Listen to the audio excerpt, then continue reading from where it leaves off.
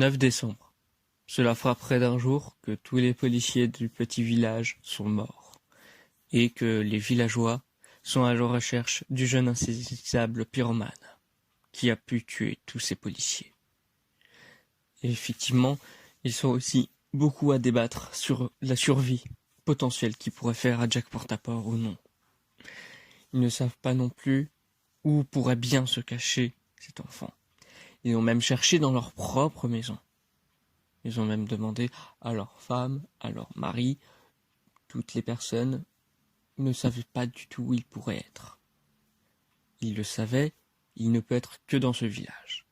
Pour la simple et unique raison qu'apparemment, il y aurait un délire sur Jack Portaport. Et que, par conséquent, Jack Portaport étant dans le village, et essayant d'être avec lui le plus possible, il faut qu'il soit aussi dans le village. C'est là où ils vont apprendre que le chercher comme ça n'a pas été si pratique. Ils l'ont peut-être tous cherché en même temps. Peut-être qu'il était à un X endroit pendant qu'il cherchait à Y et que arrivé à chercher à Y, il était passé à X. C'est alors qu'ils décidèrent tous de vouloir encore se diviser les recherches, mais ils essayaient de demander aux villages voisins s'ils pouvaient les aider. Sans en occultant, bien sûr, les passages les plus horribles, pour pas qu'ils soient découragés. Malheureusement, le découragement arriva quand même à son terme, à un moment donné. Car certaines personnes étant à sa recherche ont disparu, mystérieusement, sans jamais vraiment laisser de traces. Ils sont donc présumés morts par le jeune insaisissable.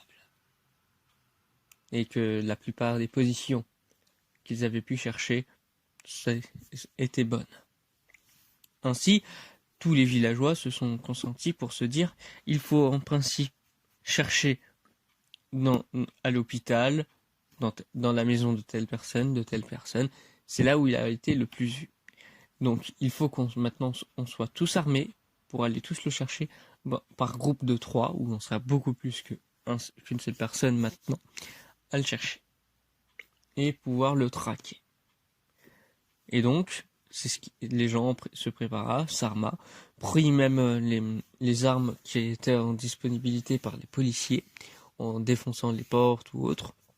Ça paraissait illégal, ça l'est effectivement, mais il fallait bien arrêter ce meurtrier quoi qu'il en coûte. Donc, passer par l'illégalité pour la légalité de tous, et même plus loin avec les frontières, c'est mieux que rien. C'est alors que beaucoup chercha dans la maison d'hôtel. Et non, rien. Mais on leur fit comprendre, gardez le cap. Il peut être là peut-être après. Mais cachez-vous. Mais ce qu'ils ne savaient pas, c'est qu'ils ont été écoutés. Et par la personne qu'ils cherchent. Mais bon, il chercha donc dans une seconde maison. Elle, c'était pareil. Elle était vide. Vide de vie. Car une personne finit par arrêter ses recherches, car il découvrit que, quand je dis vide de vie, c'est que oui, toute sa famille a été tuée. Et c'est tragique. Il l'arrêta à la recherche, et il devait préparer un enterrement pour 2 personnes. Sa jeune femme et sa toute petite fille, qui n'était presque plus un bébé, mais l'était quand même encore un peu. Tout le monde lui souhaita bon courage, et que ça doit être très dur. Mais toutes les personnes qui avaient proposé, même à leur famille, de les rejoindre, se dit qu'ils avaient fait possiblement le bon choix. Ils ne savaient pas vraiment. Mais en tout cas, du coup, il chercha dans une deuxième maison. Et dans cette deuxième maison, la personne avait fait ce choix-là, d'emmener sa famille avec lui.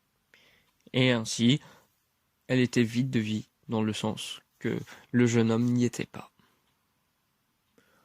Ainsi, celui-ci décida quand même d'aller voir ils allaient voir dans un autre endroit. Non plus dans une maison, parce qu'il y a dans les maisons qu'ils auraient pu choisir, non, il y en avait déjà assez. dans ce petit village. Du coup, ils allaient à la place à l'hôpital.